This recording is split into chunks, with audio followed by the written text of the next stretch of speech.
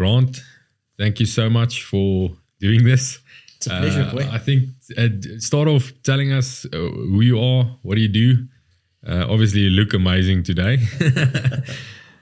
I've got it just especially for you, big boy. Yeah, I took out a suit this morning, and my wife said, "No, put it back. You're gonna look ridiculous against against the goat." So just tell us who you are and what do you do? Yeah, so, my name is Frank Bespoke. I own a company called Frank Bespoke. We're a medium to sort of high-end menswear clothing label specializing in handmade, bespoke / tailor-made men's garments, shoes and accessories.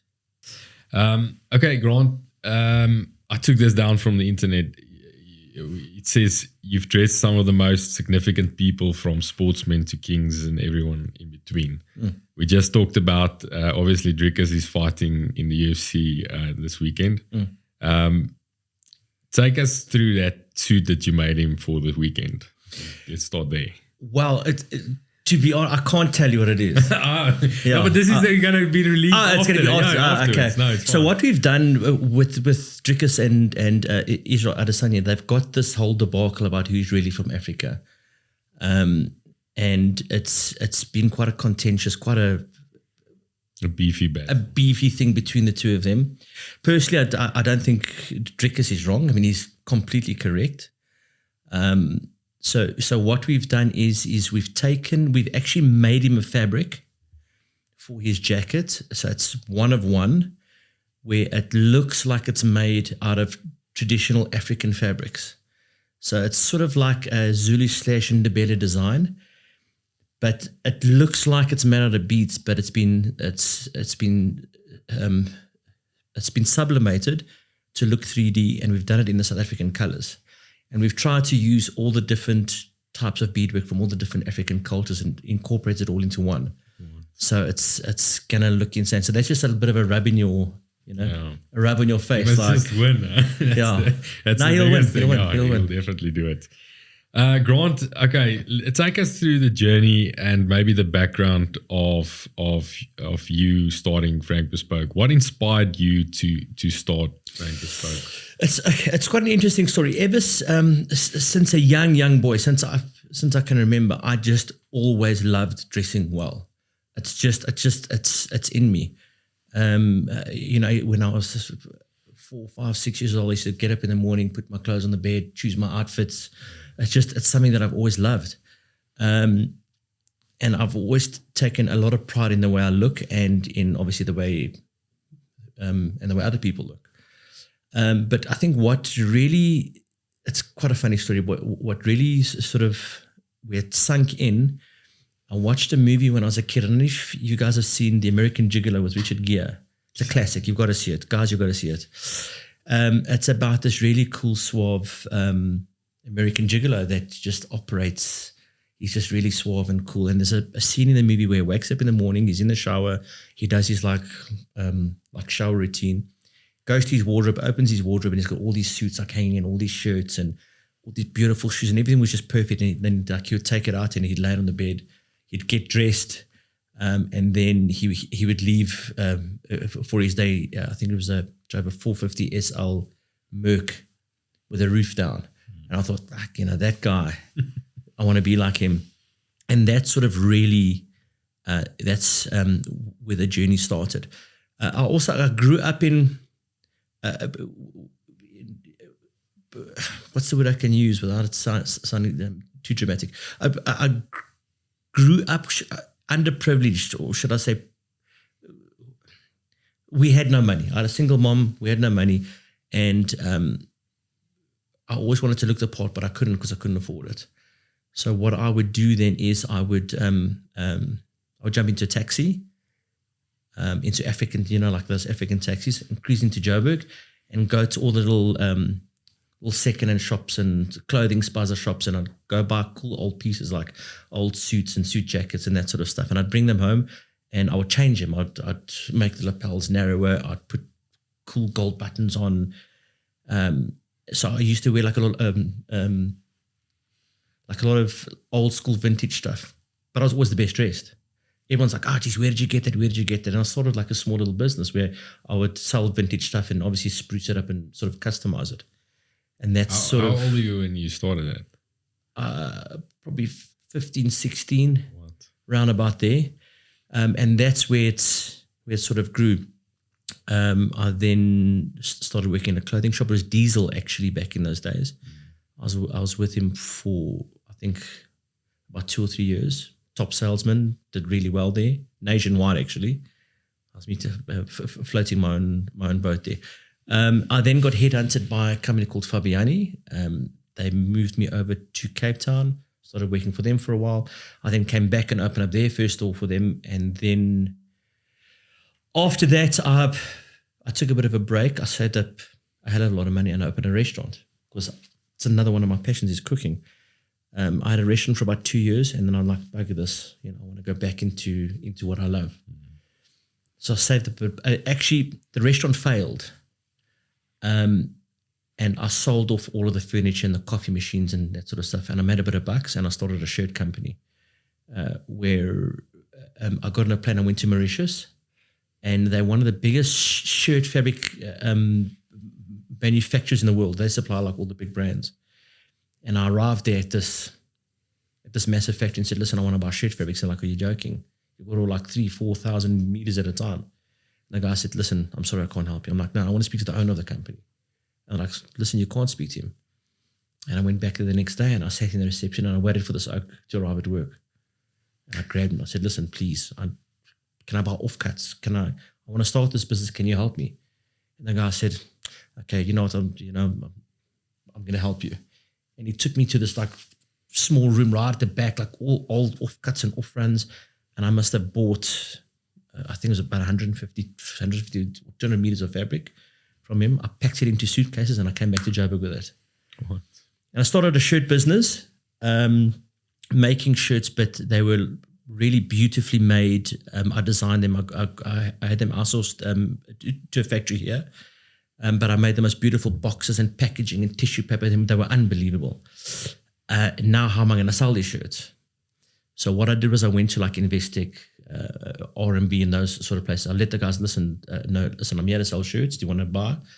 And I had the most beautiful 1969 Alpha Spider with a roof down, whatever. And what I would do is I'd open the boots and do these like beautiful like displays. And the guys would come down and they'd buy shirts from me. So I was like in the parking lot. Guys, I was like in the parking lot, like a bloody hawker. But I came beautifully dressed in my shirts, but I did like a really cool display with the boot open and the roof down, this beautiful red Alpha, And the guys thought, this was so cool. And then I started getting a lot of questions like, listen, where can we buy nice suits? I'm like, listen, I've got to sort this out.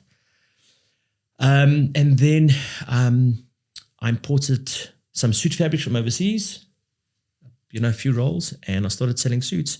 I was outsourcing to like the Congolese guys in the middle of town. I'd say, listen, here's the fabric, here's the suit, can you make it? I did that for about 1.5 years, and then I couldn't handle not being in control. Everything. So my pride and joy, I sold my Alpha for 80K. By the way, that car now is worth about a bar.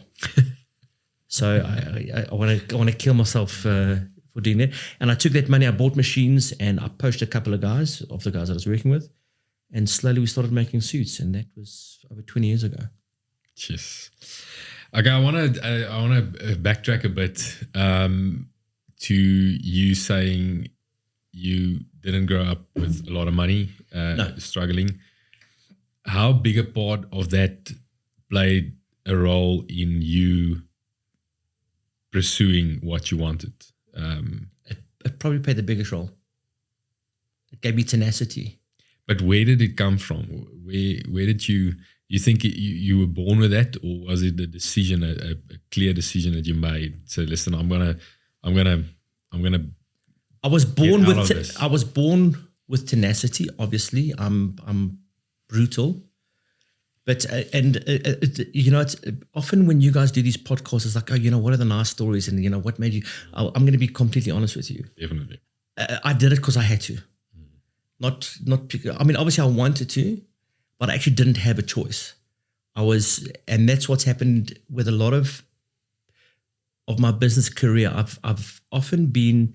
I put things off and I try and make the best of it, and I try and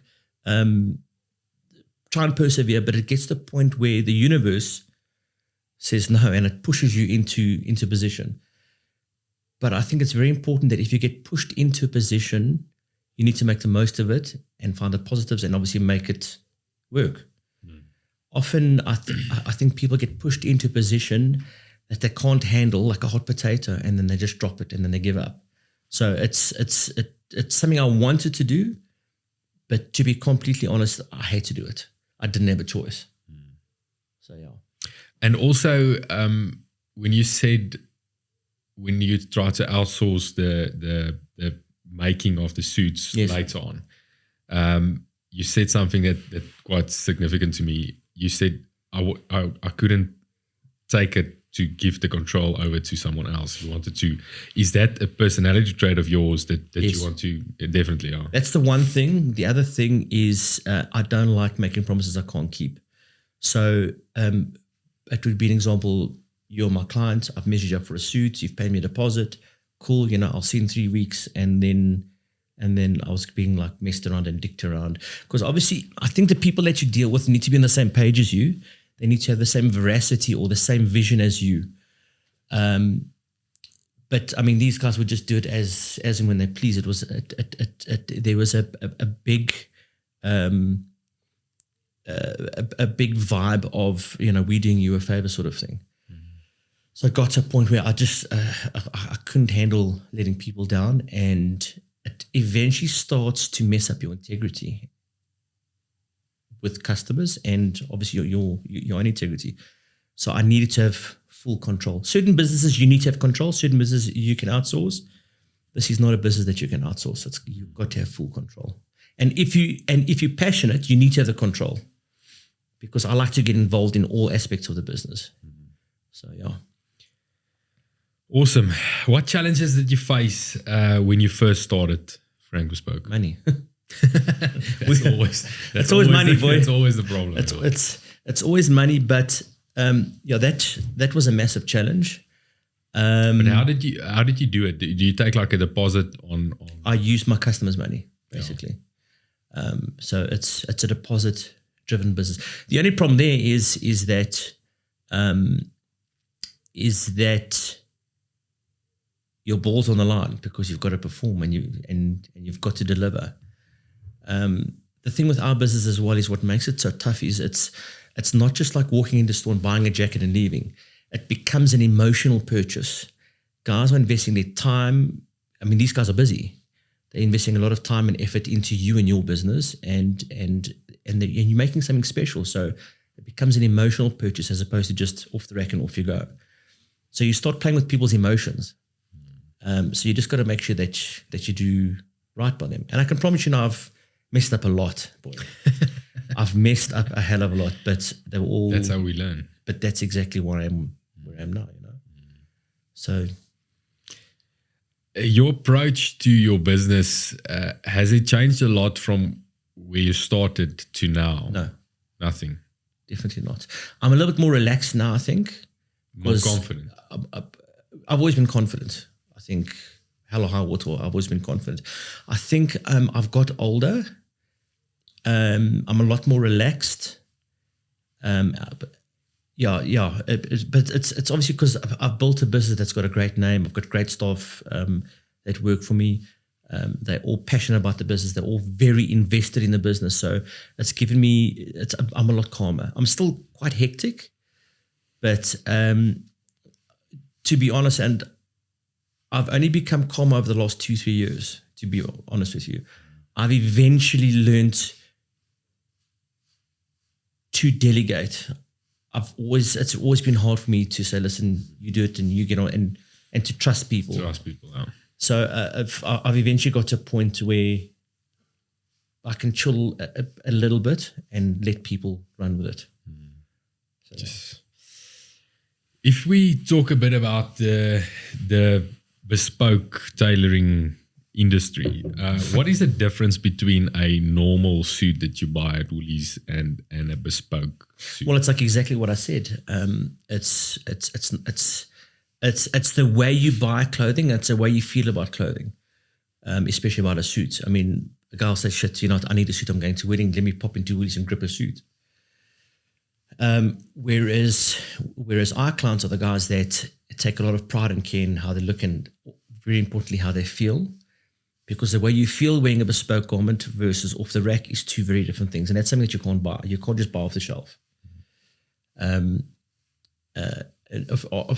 obviously there's all the obvious aspects, like it's made for you, especially for you, one of one. It's made to suit your frame, to suit your lifestyle, to suit your complexion, to suit you as a person. So I think that's a big difference as opposed to off the rack. How do you maintain a balance between maybe a suit in an older sense to the modern stuff? Is there, because the video that you posted now with Drickers, it's that Peaky Blinders type of. How do you blend it with more modern stuff? Is it possible to do it? Are you saying the look of the suit or the look and feel of the business? No, the suit. Well, it's you see, that's the other nice thing about bespoke is, as I said before, we can make a suit for you to suit you. It's one of one. I mean, our slogan is Frank Bespoke is fit for every gentleman. Obviously fit, but it's if you're a tattoo artist or a hairdresser or a CEO, we can make a suit for you. It obviously goes down to the consultation with the client. Myself and my guys are trained to speak to a client and get an understanding of them as a person. Obviously, at the end of the day, it's what they want to wear and how they would like to wear a suit. But obviously, we'll guide you. So listen, we don't think that's best for your frame. I mean, I'm making a suit now for another guy that you might know. He's Kevin Larena. He's our heavyweight champ. Yeah, and I spoke to him yesterday. And he's like, listen, I really want a double-breasted suit. I'm like, but you can't wear a double-breasted suit because you're a big boy, and to have a double-breasted suit is going to make you look really top-heavy. So we'd rather go for a single-breasted one-button suit that's going to elongate you, make you look a little bit narrow, because you don't want to look bulky in a suit. You want to look elegant and like a gent. So it all depends on the relationship between you and the client, and where do you find a middle ground, and are they willing to take your advice, and are you willing to take their advice? So I think it's all about listening, I think, at the end of the day.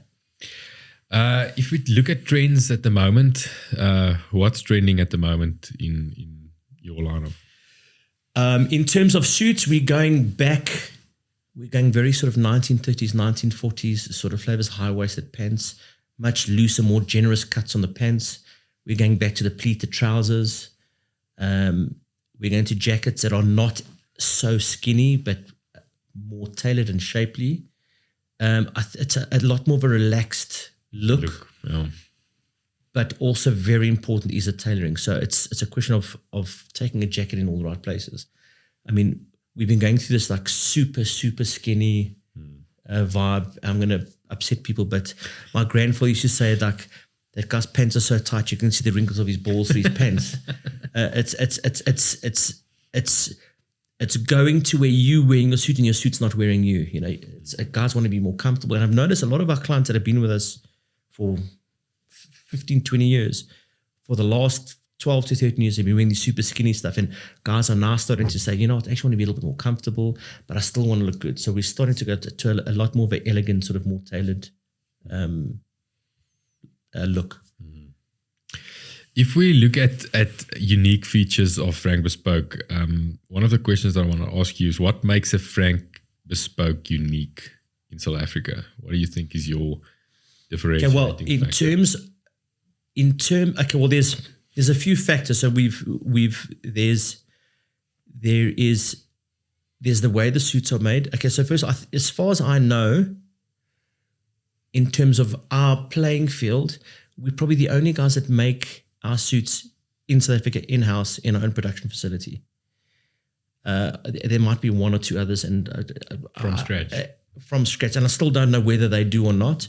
I've been doing this now for 20 years, and I've seen guys come and go. So there's a massive thing where the guy will take your measurements. He puts it on an email off to China. They'll make the suit. It'll get sent to you, and then he nips and tucks it. You might as well go buy a suit off the rack and have it tailored. Whereas everything is in-house from start to finish.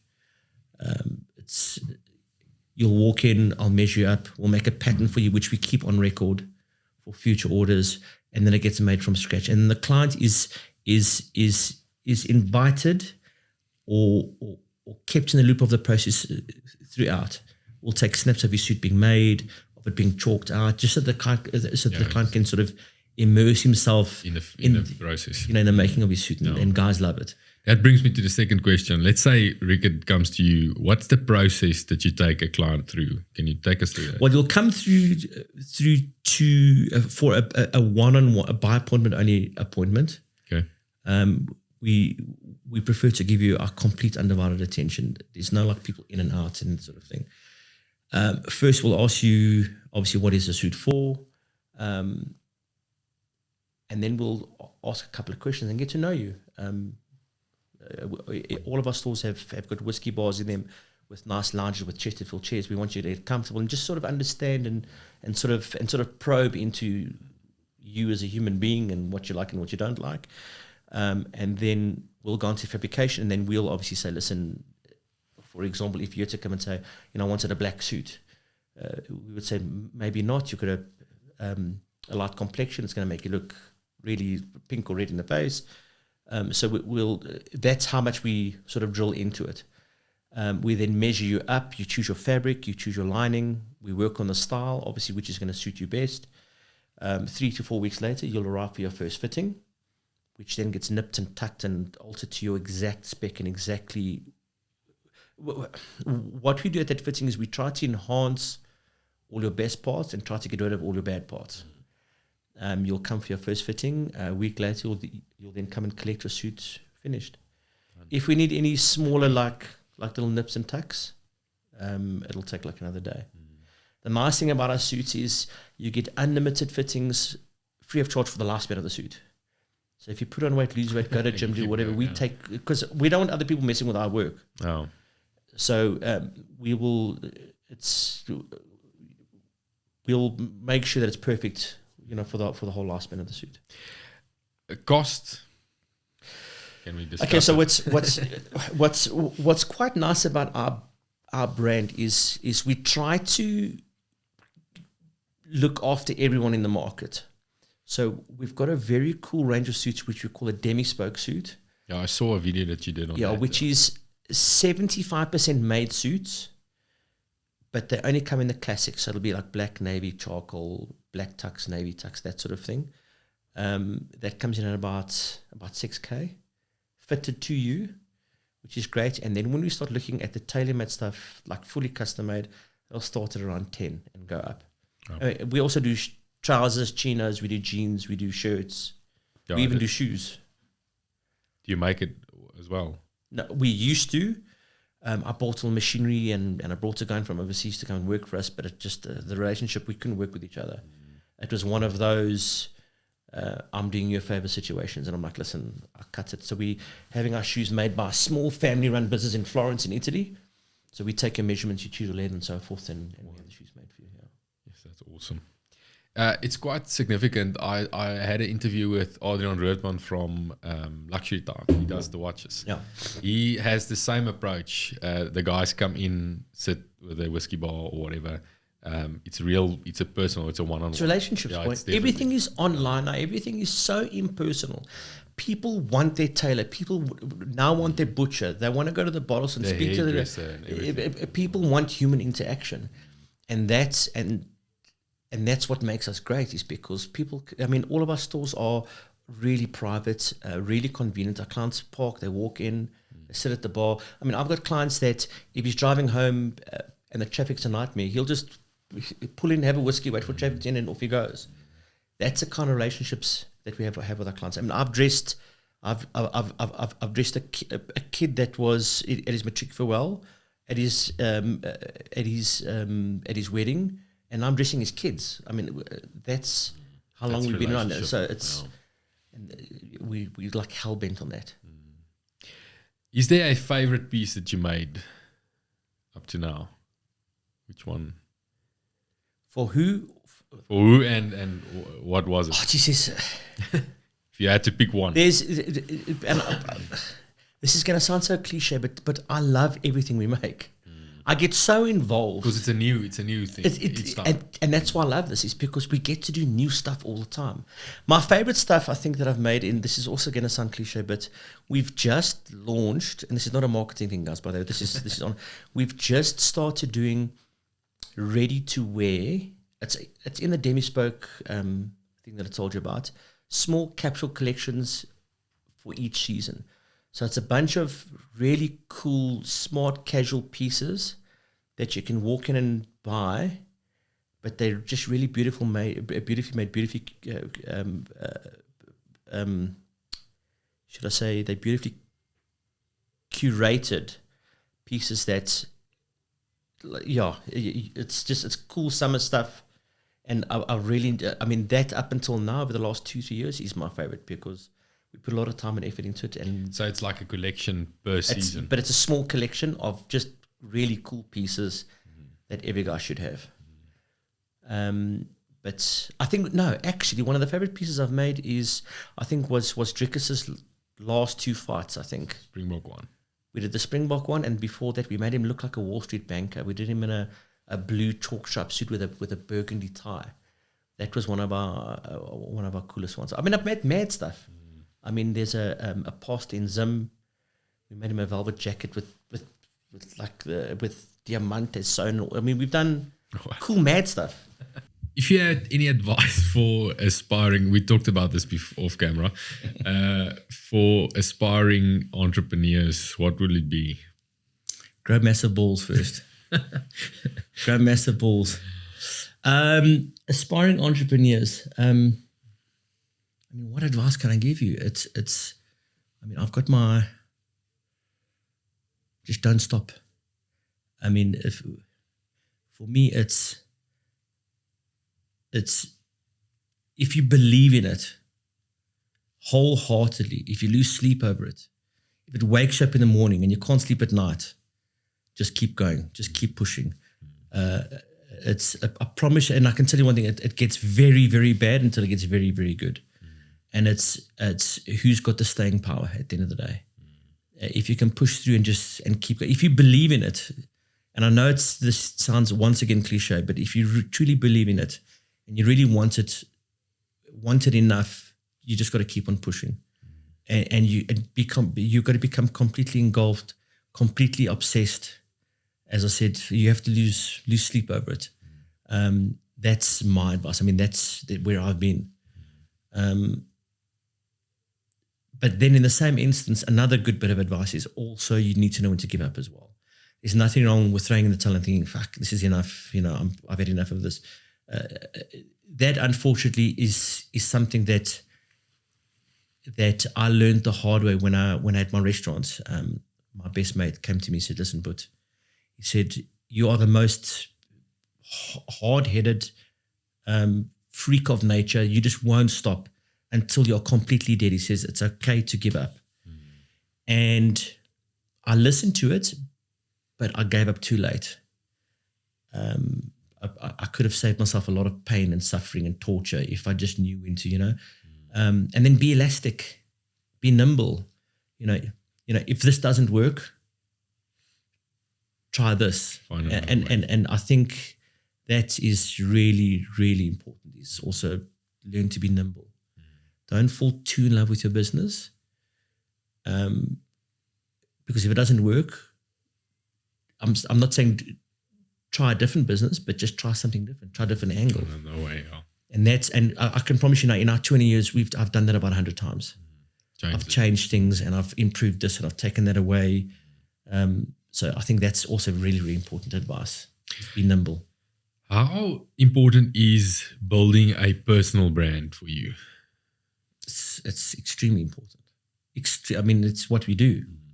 We build people's personal brands. I mean, I think that's why I contacted you, because I saw on social media your personal brand in it. But on the other instance, it's could also be the worst thing you do for yourself as well. Depends on what you want out of your business. If you've decided this is my career, this is what I'm going to do for the rest of my life, and I'm never going to change, great. For example, if I had to sell my business and I'm screwed. Yeah. Because I can't sell myself. It's revolved around you. So it's you really have to sit long and hard and decide. I mean, I can promise you now, I've been offered jobs left, right, and center. I mean, I've got some of the highest net worth clients in the country. I've been offered 100 jobs. And I could be in a much better position now, making a lot more money, living a much more comfortable life. But I love what I do. I'm obsessed. So it's, as I said, you need to have that type of umbilical cord to your business, I think. It's quite, I mean, it's not a lot of guys that has a passion for what they do for so long that you have. I mean, from 16, you had this passion, started the business until now. It's heavy. You don't find that a lot. I love it. You're still so passionate. I love it. And I love making stuff. I love I love seeing something like a raw material turn into a garment and then on a client and he's like, oh, fuck, this is amazing. Like I just, that for me is such a beautiful process. Social media, how has that elevated your business? It's everything. It's everything. It's imperative. The thing with, remember I spoke to you earlier about being nimble and about being able to being more elastic and make changes and that sort of thing. So I'll tell you a bit of a story. We had 5 retail stores pre-COVID. And then COVID hit. And then I got hammered because, I mean, we were physically closed. We had to close our doors for about 8 months because we weren't an essential service and so forth. And then there was no weddings, so people didn't need our stuff. Corporate guys were working from home. People didn't need our stuff. So we came out of COVID and I decided, as we came out of the first, I can't remember what the variant was called. As we came out of it, I thought, because I was watching what was happening in the news, Louis Vuitton, Gucci, all the big brands had never done that well. It was called revenge retail, where clients, because they couldn't go out, they couldn't go out and do things. They were going, I mean, when they eventually did open up, the Louis Vuitton store, I think ran a queue for about half a kilometer. People were going insane. So I thought, okay, yeah, you know. Yeah. So I got a massive overdraft from the bank and decided I'm now going to open up. I'm now going to open up an extra 2 stores in these areas where I never wanted to open stores, i.e. Sandton, because we're not a mall. We're not a mall brand. I don't want to be a mall brand. You know, we want to be in like part of the community and so forth. Yeah, so I took this overdraft, opened these 2 shops, and literally 2 months later, the next variant hit. Bang, closed again. And when we eventually came out, I wasn't making money. So I closed all of the shops. I kept 1. I had to close them because we just weren't making money. And in order to save face, I kept the 1 just to sort of show guys, listen, we're still here, you know. We're still going. Face, yeah. And it killed me. And only now we're starting to sort of see the light again. But when I'm talking about elasticity and being able to be nimble, we realized, because when I had the 1 store, we still had our clients in Pretoria, we still had our clients in Cape Town, we still had our clients in Durban, but now where do they go? So we started our traveling tailor service where we'll fly down to Cape Town, like every second week. We're there for 3 days and we see all our clients, do fittings and see new clients. Same as with Pretoria, we'd send guys out to you. And we found that model is actually working quite well. So for us to have these retail stores with massive rentals and all these huge overheads, we're now changing, and we're opening up destination-based, really cool spaces, cool private spaces that clients can go to, with a quarter of the rentals, which is a much nicer place for our clients to go and visit because it's more private and a little bit more intimate. And now we're offering our traveling tailor service as well. So we're slowly getting there again. So yeah, that's where we're at the moment. So in terms of social media, what I'm saying is why because that's our storefront. If you think about it, I mean, people are not really going to retail stores anymore as much as they used to. You can see retail as a whole. It's too crowded. But retail as a whole is taking a pounding. Yeah. So we're now opening our first online store, but you can't buy a tailor-made suit online. That's why we've now created this ready-to-wear collections in order to have an online store. So we've reverse engineered it. And it's another stream of another stream of income, of course. So instead of spending like the 50K a month on a retail space, now I spend like 20K on a space, but then I'll take 15K and push it into online marketing, which then obviously makes us more visible, and I'm cutting over it. So we're chopping and changing all the time, you know.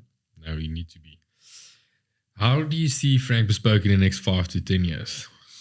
I can promise you my views have changed a hell of a lot, as I said, now from where I was pre-COVID to all the lessons I've learned since then. We wanted to have my goal was to have 12 retail stores nationwide. I wanted to be in all the major cities, at least two to three stores in each major city, but in the highly affluent areas. But we've decided, no, I'm not doing that anymore. We can have one store now per city. We still got our Joburg store. We still got we just opened Cape Town now. We're going to go Pretoria and Durban. So my goal for the next 2 years is to have these established stores in each area. And then we'll maybe look at going international. Maybe. I'm not sure yet. Because that's a different beast, you know. And the competition there is a lot more. Yeah, but there's ways of, you know. I mean, we've got a massive amount of expats that have all moved, that know our brand. So for us to go and set up a store in Australia or New Zealand or the UK as a South African brand, as a patriotic brand with a bit of an African South African flavor. So that's my idea. And then also maybe start pushing into the rest of Africa. We've got lots of clients in Namibia, Angola. Yeah. So we might go that way as well. But I just want to get this down first and get the model perfect in terms of the one store per main city with our traveling tailor service, get that streamlined. And then we'll look at, I'm not in a rush. I enjoy what I do. So who's your go-to on talking about your plans and your advisor or your... That's another bit of advice that I think I can also give you guys. Guys, you've got to find a mentor. I don't have one. I'll be honest with you. I wish I did.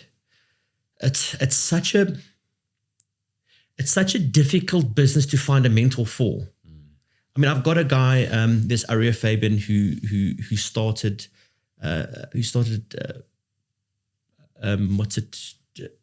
Fabiani years ago, sold to the Platinum Group for a massive amount of money. But nobody can really give me advice on this kind of business. It's such a different business, and you can give me business advice, but does it work? In your line. Yeah. It's my best mate is my motivator, and we obviously Will's bounce ideas. He's extremely successful. I feed off of different people. I think, like, I haven't got a mentor, and then obviously I read incessantly, podcasts and that sort of thing. But okay, innovation in your line. You said about the Drickus one that you start now with the 3D printing. Yeah. It's like, is that where it's going? I try to innovate our business. There is innovation available for our business. And I was going to go that route, and I'll tell you about it now. I was going to go that route, but I did a bit of a consensus, a bit of a survey with my clients. And I think about 8 out of 10 of them said, don't do it. Where you can walk into a tailoring shop and you can get 3D body scanned, and it takes all the measurements. And then what that does is then it then shoots off the measurements into your factory, and the garments get laser cut, and it's this really high tech. And guys want a pen and paper. Guys want to be measured up. I mean, I've got this thing. I love going to a butcher, but I won't buy meat at a butcher unless he wraps it in the brown paper with a string. You know, there's that. Yeah. So where we have innovated a hell of a lot is on the back end in terms of the way orders are processed, in terms of our point of sale system, in terms of our communication with our customers. We've innovated there. We've got the most beautiful system built for that. But in terms of the actual nuts and bolts of the business, people still want their suit to be handmade and chalked out, and want to feel special. Yeah, it's just guys dig the old school stuff, you know. So as I said, we can innovate, but I think for us to innovate, it would be innovate on the way we produce content, the way we and the way we portray ourselves. I think we can innovate there, but not the actual nuts and bolts of the business. Okay. What advice do you have for individuals wanting to buy their first tailored suit? Don't be scared of spending money on a suit, on a good suit, and just be careful what you buy, because you want to get longevity and wear out of it. So, you know the old saying, what's the Afrikaans saying? Goedkoop is duurkoop. Rather buy one great suit that you can wear multiple times and in different ways than buying 3 crap cheap suits. What do you mean by wearing it in multiple ways? Well, I'll give an example. First suit that you should get is a classic dark navy suit. And if you cut it in a way, you can wear the jacket on its own as a blazer with a pair of pants or a pair of jeans, but it's got to be the correct style jacket so that it doesn't look like you've broken up a suit. You can wear the trousers on their own with a t-shirt and a pair of sneakers. It's you want to get a lot of wear out of it.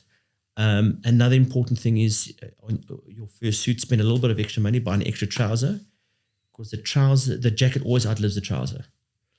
So to have that extra trouser, because you obviously wear them a lot more, there's a lot more friction. And then extra trouser will give you an extra 5 to 6 years on your suit. And obviously take really good care of it. So just be careful how you buy. Okay. Obviously they need to come to you to buy it. That would be nice. Are there any quotes or pieces of advice that has guided you through your life? What's like your slogan? Resilience, integrity, and agility.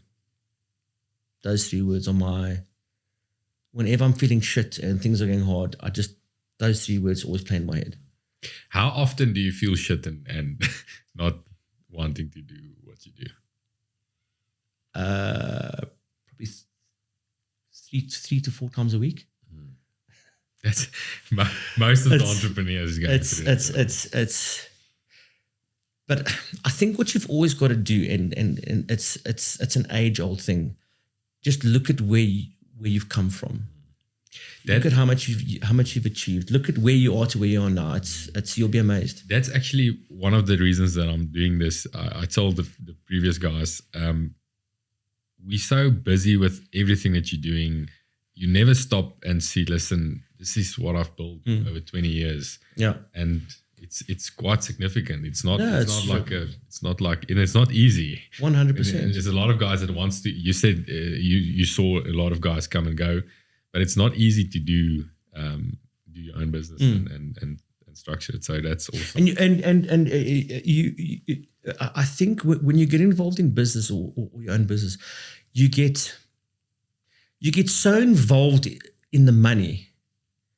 This is such a stupid thing to say, but I really feel it is, and I really mean it. It's not about the money. I just love what I do. I love it. And I think money is a byproduct of it. Obviously, I want to be in business so that I can make money and a good life for myself. But as I told you before, I could have stopped this years ago and I could be making a lot more money. So it's don't worry too much about the money. If that makes any sense. Yeah, the money will come. Don't worry too much about it, you know. And then obviously you said every now and then, just chill, look back, look at where you've come from, and that's it. What is success to you? I got asked this question the other day and I didn't have an answer. Hey? I mean, I can get all Sun Tzu on you and philosophical. Success is what I just said now, is being completely content and happy with what you do. That's my success. And success is being able to be, as much as I can be, well-rounded, and balanced, I think. I mean, I know without a question of a doubt, I'm an unbelievable father. I'm a really good family man. That's a great success for me. But I still also have the time to run around and do my thing with my business. And that's my success, I think. I think we've all got... balance it, yeah. Is to be well-rounded. And I can promise you now, whoever tells you that they're completely balanced and well-rounded, he's talking to me a lot of shit. But to try and get as close to that as possible, I think. And I think that's my success. Eh? You described bespoke tailoring as a lost art. What motivates you to preserve and maybe continue this craft? It is a lost art, and I quoted that a while ago, and I can promise you now it's not a lost art anymore. It's starting to come back. Because, as I said to you, people want human touch. People want human relationships. People want to interact. So I think a lost art that's coming back strong, and there's a whole new fresh breed of brands and tailors out there. So what motivates me to keep on doing this, because people want the product. People are into it, and I think that's what motivates me. Yes. Maybe some challenges and insights that I just want to run through you. Running a luxury brand in South Africa comes with its own set of challenges. What are some of the unique obstacles you faced, and how have you overcome them? I think obstacle number one is, and I'm not trying to knock South Africans, but do South Africans understand luxury? That's a big problem. I don't think, because it's not part of our culture, it's not inbred in us. To run our kind of business in South Africa, it's very much education based. It's very much education based. We have to educate our clients what is luxury. And I can give an example. Your average French guy our age, or an Italian guy our age, automatically would go and spend money, a little bit more money on a quality product, on something that's been made well, comes from a reputable company. That's just inbred. Whereas a South African person just wants the cheapest option.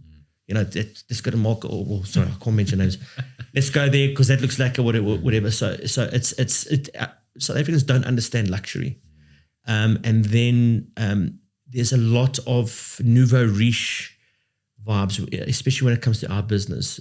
You've got to understand that you come and get measured up. It's got to be made. It takes a couple of weeks. It gets done properly, the whole story. South Africans like fast fashion. They want it now. I want instant gratification. And they're not willing to think about the long-term gratification. But that's difficult. I see in my industry as well, the fast gratification that you talk about. The young people is quite, I mean, everything. If you look at Vitality app, they want instant rewards now. Yeah.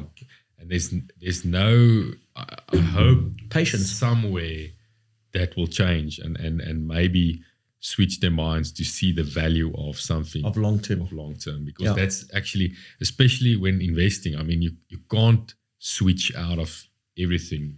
Just let me give you an example. Flavor of the week. It might be a stupid example, but let me give you an example. I was watching the Olympics now, and they often pan over Paris. And if you look at the architecture of those buildings, they are so beautiful. Amazing. They are so well made. They've been there for hundreds and hundreds of years. Look at our buildings; they're falling apart, bro. And they don't look half as beautiful as they are. I mean, it's just, I think, within our culture. I think we've still got a long way to go, but as I was saying, like if we go a little bit further back on our conversation, take a guy our age. I mean, you went in say going to a Parisian guy's that's sort of middle income. He's got 3 pairs of great jeans. Going to a guy our age, he's got about 15 pairs of jeans, but all shit. It's just a different mindset. So I think we're getting there. Guys are starting to understand luxury, but I think we still got a way to go. And you think educating clients, that's the way? What's the only way? There's no other way. It's the only way. But you've also got to be careful how you do it as well, because the clients have to be willing to listen to what you're saying. You first have to get their attention. Correct. And that's social media, maybe. It's the best model for that. Good. When you're not busy dressing up the whole world, what else do you find interesting? I love architecture, and I love cooking, and I love motorbikes. Something else? Those are probably the 3 main things. And exercise and stuff like that. Train every day. Is it? Train every day, 45 minutes. I wake up. I mean, what do you do? There's a really amazing. It's not a program. It's a type of gym called F45. I don't know if you've heard of it. Yeah, I saw it now. It's a whole Mark Wahlberg thing. It's high intensity. It's a high intensity functional cardio. So I've never been one to have the big muscles. I mean, I went through that stage when I was younger, when I played rugby and when I did kickboxing, that sort of stuff. I was into that, but now at the end of the day, I just want to be fit and strong for life and for my kids. I want to be a young dad. I don't want to be an old doers, you know. Yeah, so. To be that. Okay. If you weren't a tailor, what would you do? Architect. I love architecture, especially postmodernist. But it's again creating stuff. Yeah. I like making stuff. Yeah. Okay. I was too dwarf to be an architect. It worked out quite good. What excites you about the future of your business? What excites me about? I think these questions are heavy. I thought about it. Obviously, every entrepreneur. I think growth always excites them. I mean, that's an obvious. What excites me about our brand, I think, is, as I've just said, is growth. But what I've always wanted, and it excites me thinking about it, is I want us to become like a household name. I want everyone to know about us. Like Fabiani, I mean, they built an amazing business. They started in the 80s, and I just want us to be really well known, whether you buy from us or not. I think that excites me. And then obviously our growth. We're going to try hand at going overseas at some point. So that excites me. Prospects excite me. I think that's it for now. Grant, thank you so much. It's been a hell of an honor for me. I've Thank you learned so a lot, and I'll definitely come and book a session with a tailor suit. Then I can dress up more nicely next time. Thanks, man. I appreciate it. Pleasure, boy. Much appreciated.